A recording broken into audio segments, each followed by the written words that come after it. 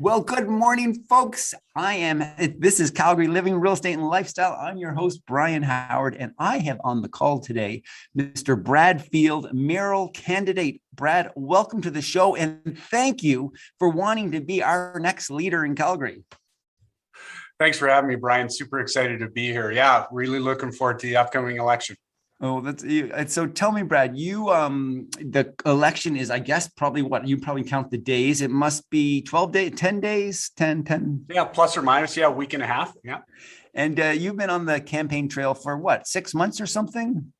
Well, actually, I've been on it for 3.5 years. I committed to running in 2021, virtually the day after the last civic election in 2017. So yeah, it's been a long run, but yeah, super busy. Obviously, in 2021, we started to ramp up early in 21. So. Wow. And what motivated you to decide the day after the last election to jump into this? Tell us about that.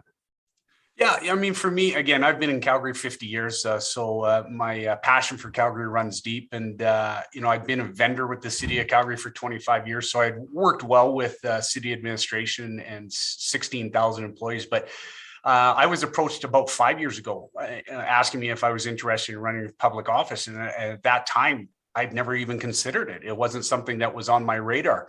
And so I declined at that time. But I thought, I left that kind of interaction with, well, what is public office? What's it entail? And I soon figured out what I've been doing all my life, building relationships, teamwork, collaborating, solving issues and so forth. So I started to inject myself into the conversation by showing up at council meetings and sitting in the audience and watching the good, the bad, and the ugly go on in council, and soon realized there was an opening for someone like me to bring my skill set to the city of Calgary. And so post 2017 election, when Mayor Nenshi was reelected, I jumped at the opportunity. So super excited to be here. Well, we thank you for your interest. And so it sounds like you had a career working for the Calgary City as a vendor. It sounds like you've never served on a political party before. You're retired from the city, is that right? No, so I'm a contractor to the city. Contractor. So I supplied goods and services as a private sector company. But, I've been in business in different parts of the world, everything from healthcare to fire suppression to heavy equipment repair to real estate in different countries around the world. So I've worked with federal, state, provincial, municipal governments around the world. So very well versed in interacting at the government level. But yeah, no, it's been 25 years working alongside the city of Calgary. They're a small piece of a lot of the work I do in business in different countries. So. I knew that too, coming from the business background. So tell me a little bit about your Calgary living experience and your life here. How long have you lived in Calgary? Yeah, so 50 years. I wasn't born here, but I was, I jokingly say I moved here when I was 2 and brought my parents with me. And so I grew up in South Calgary. I tell the story back when Anderson Road was literally the edge of the earth from a child's perspective. And we used to hop on our bikes and cut through Fish Creek Park and do road trips to Midnapore, because Midnapore used to be an out of town outside of the jurisdiction. So yeah, super great lifestyle growing up in South Calgary. And I married my high school sweetheart here in Calgary. And we went on to raise 3 wonderful kids, Mitch, Kyle, and Haley. And yeah, they've all chosen their own journey in life, which is super exciting as a parent and as a father to see what they're doing in their lives. So yeah, fantastic. I'm curious. You came 50 years ago and brought your parents with you. Did you guys come from? I came from the East Coast, Prince Edward Island, in 2003 myself. But where did you come from? Your family originally, and what brought your family to Calgary? Yeah, West Coast. So I was born on Vancouver Island. The big town of Campbell River. Nice. And yeah, my parents, my understanding of the story is that they had lived on the island for a while and felt they needed a change, and they did the literal throw the dart at the map, and Calgary was it. They wanted to be in Western Canada, and Calgary was a place of opportunity, and here's where they settled. So yeah, thank you for the choice that they made to come to Calgary. It's given me so much opportunity as well. Interesting. And when you mentioned that you lived in South Calgary, so there's this community in the inner city of Calgary called South Calgary, and then there's South Calgary, maybe 50 years ago, which would have been represented by Fish Creek and Midnapore. What part of South Calgary did you guys land in? Yeah, so we ended up, I think our first house here was Bonavista, when Bonavista was newly built in the mid to late 60s. And all of my Calgary living up until I moved into the downtown core has been in South Calgary. Well, are you actually living in the downtown core now? Is that what I... Yeah, I'm living in East Village, just right across the street from the old Simmons building.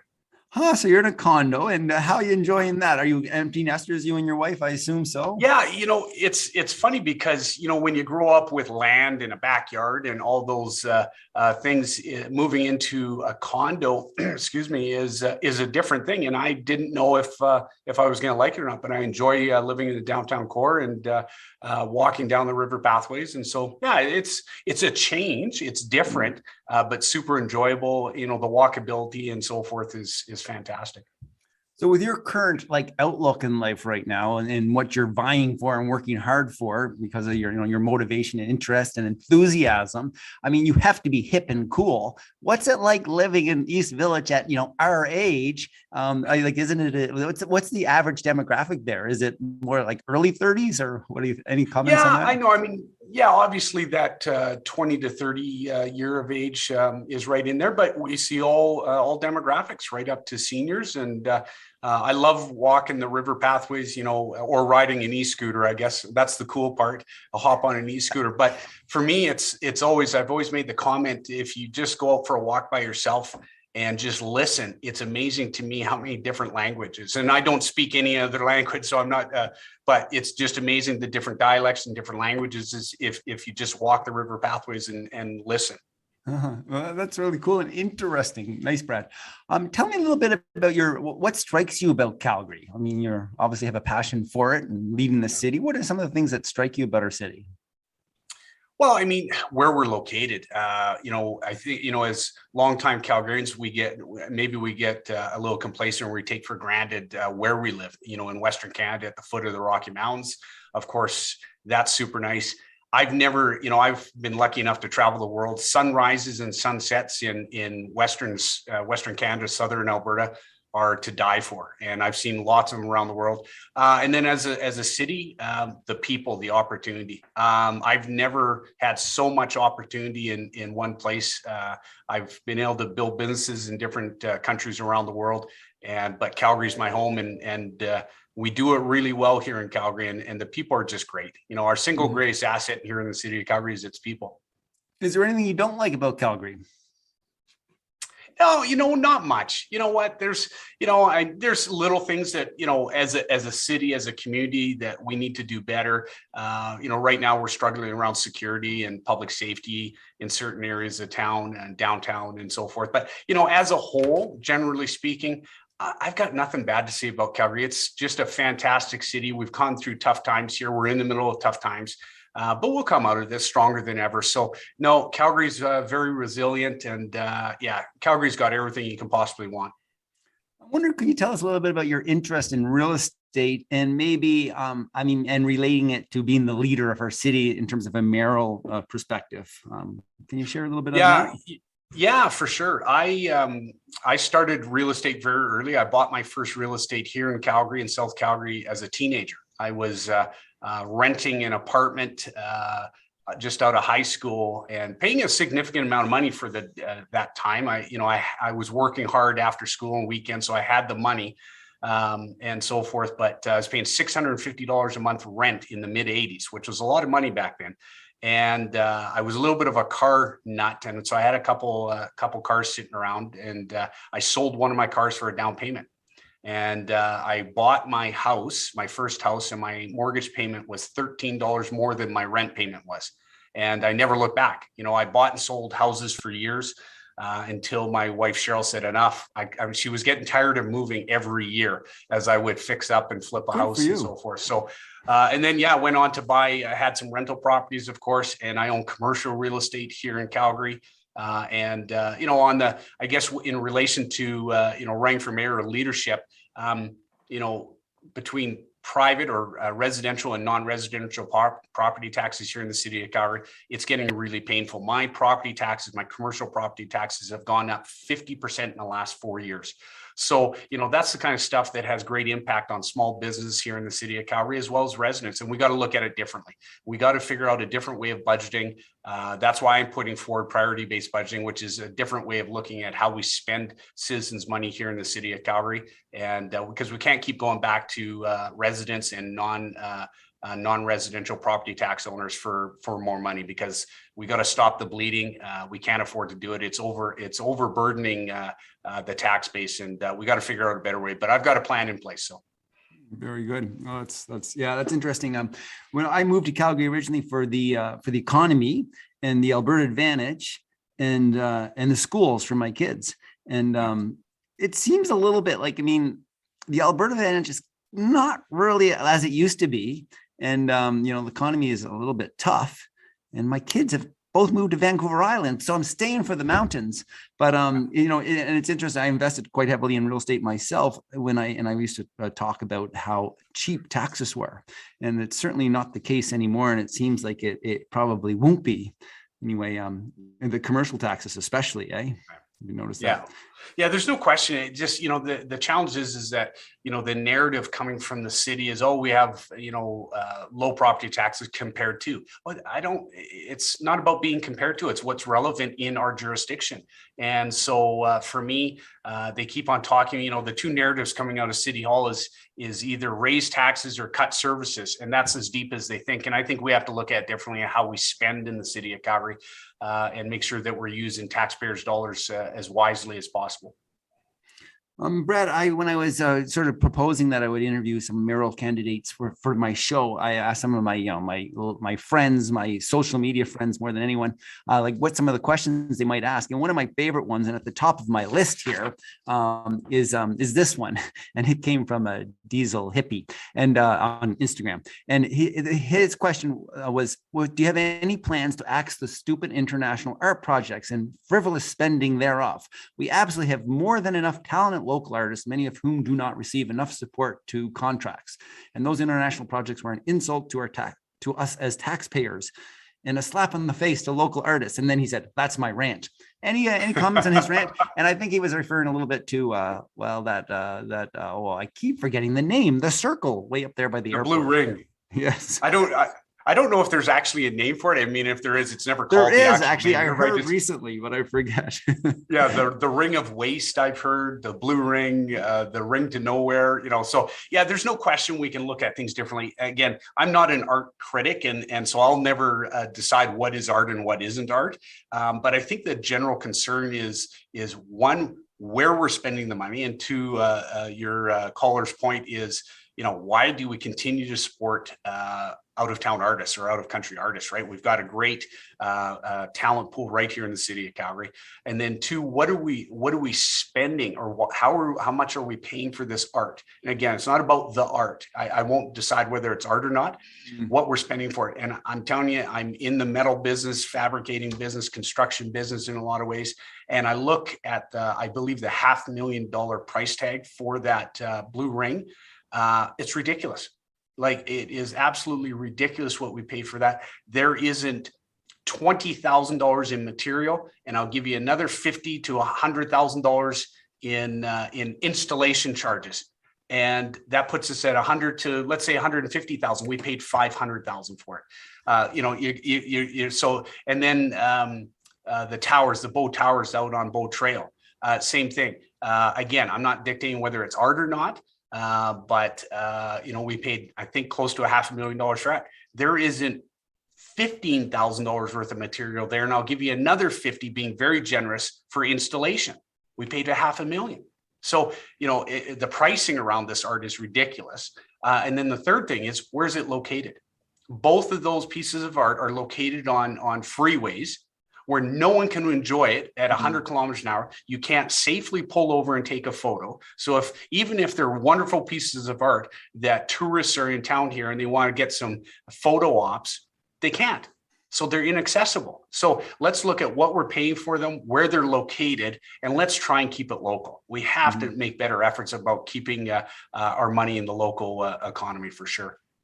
What's your stance a little bit? I mean, you're living in the inner city. What's your thoughts on, and you talked a little bit about safety around certain area quadrants of our city, possibly. What's your thoughts on vitalization of our urban core? That seems to be a question or a concern. Have you heard that much in your mayor campaign? Are people concerned about that? Or no question. That's, it's a hot topic right now. And again, with downtown being gutted, I think 35-40% vacancy rate.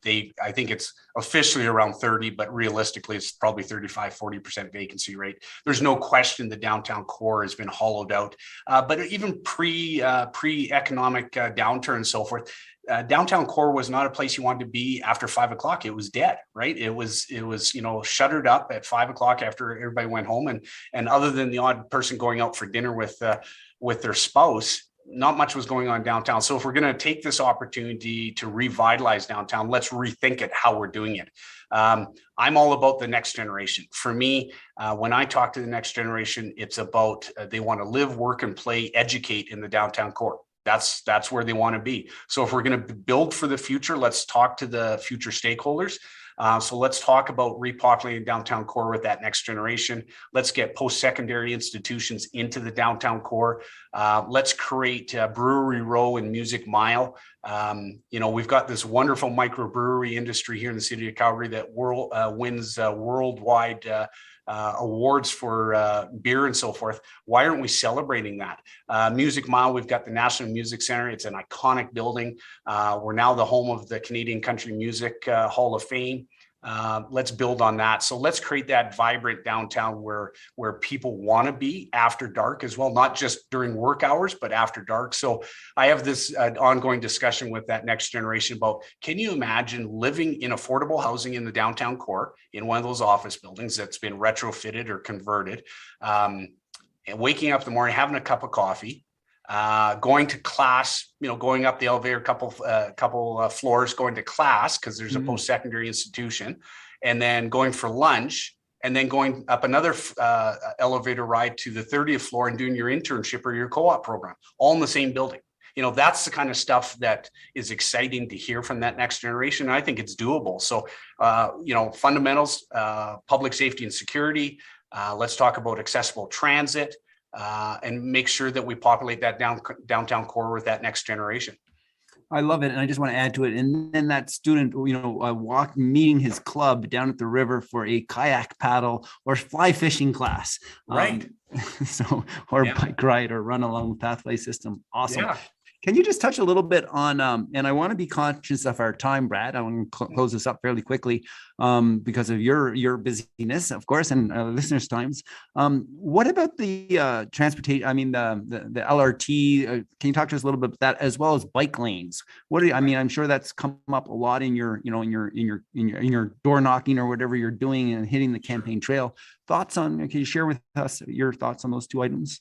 Yeah, a quick one. The bike lanes, I think we built some bike lanes. The public called for some bike lanes. We've done a fantastic job. There's been some challenges about implementation and making sure that they're safe. But until there's a call for more bike lanes, I don't think we need to build any more bike lanes. We've built out. When the public demands or it shows the need for more bike lanes, we'll discuss it then. Green line, public transportation. If we're going to build a city for the future, we have to have world-class transportation. So Green Line's a part of that discussion. A little disappointed that it's not shovels in the ground yet. We need to make sure that we're reaching as many Calgarians as possible. Let's get the Southeast Leg built. Let's get north of the river built. The only way we're going to do that, though, is stop talking about tunneling under downtown Calgary. I think that's a massive mistake from a budgetary standpoint. Plus downtown disruption while we're building it. $2 billion of the $5.5 billion budget is based on downtown tunneling. So let's skip that part of it. Let's make sure we get north of the river where residents need it more now than ever. And let's make sure we're talking about connecting our international airport to downtown Calgary. And then to expand on that, make sure we have that continued private sector discussion about connecting YYC through downtown out to Banff. That is an absolute game changer for the city of Calgary and Southern Alberta. And that's what's going to keep people here in the city of Calgary and generate economic recovery as well as social aspects as well. Great. Brad, thanks for sharing your higher view. Really appreciate it.